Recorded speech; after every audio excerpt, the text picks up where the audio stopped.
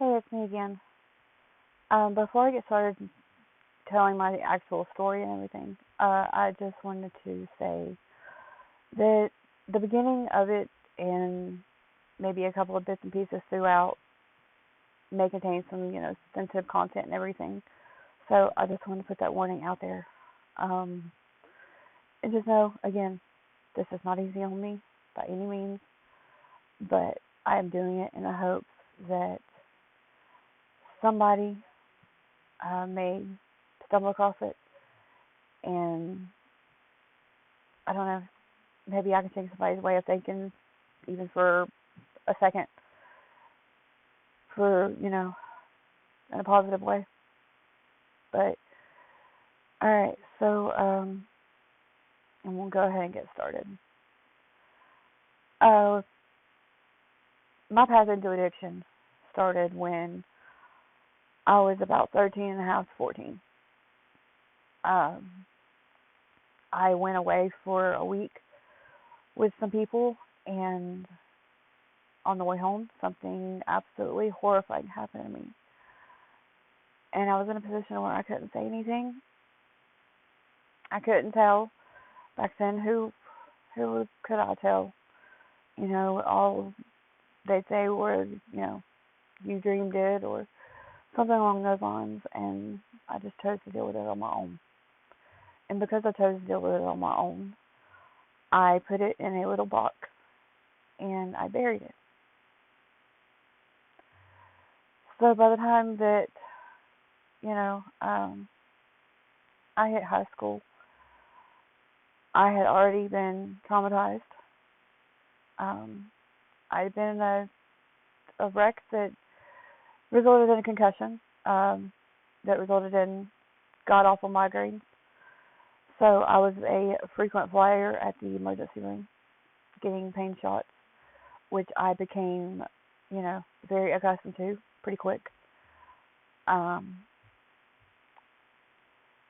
and then the middle part of my freshman year of high school, I experimented with some. I was told they were yellow jackets. Uh, to this day, I have really no clue. To be honest, I just took them. They made me sick. I ended up in the hospital. That was the first time for anything like that. Um, but that started a whole new world because I got sent to go talk to some psychiatrists and everything because when you get in trouble at school and all that, that's kind of where they send you. But I got in with a psychiatrist, and I had already started interest in the psychology field, a little bit before this. So only thing it done for me was get me some toys to play with. I played with their minds and would con them out of pretty much whatever I could get my hands on. The whole reason was, to stay numb, obviously. I had this horrible secret that I was keeping, and, along the way, little things just kept getting worse. So I kept using. Um, by the time I was 17, I was pretty well full-blown addict. With pills the psychiatrists were giving me, with going to the hospital when I had migraines. I ended up having some surgeries my senior year in high school. So, more meds were given to me. Yeah. And on top of this, I was stealing anything that I could get my hands on from my mom.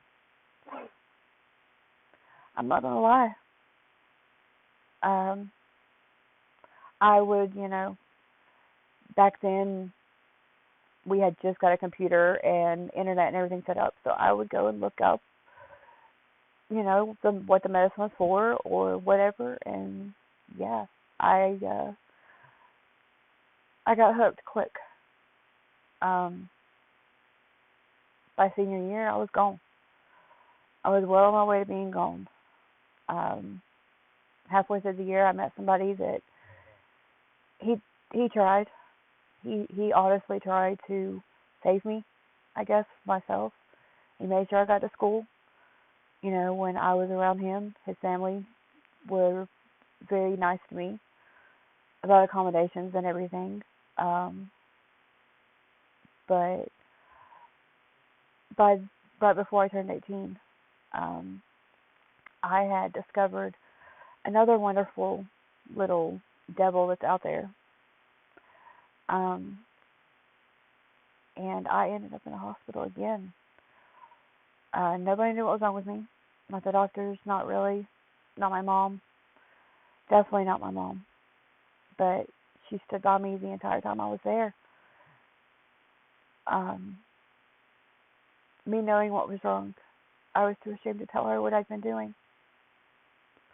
Knowing that that was the reason that me and the guy that I was arguing with were arguing in the first place. I still never breathed a word. Um, but yeah. So by 18, I was uh, I was a horror, an absolute terror. Um, but that's where I will pick up tomorrow. Um, my first trip to a mental institution. It definitely wouldn't be the last.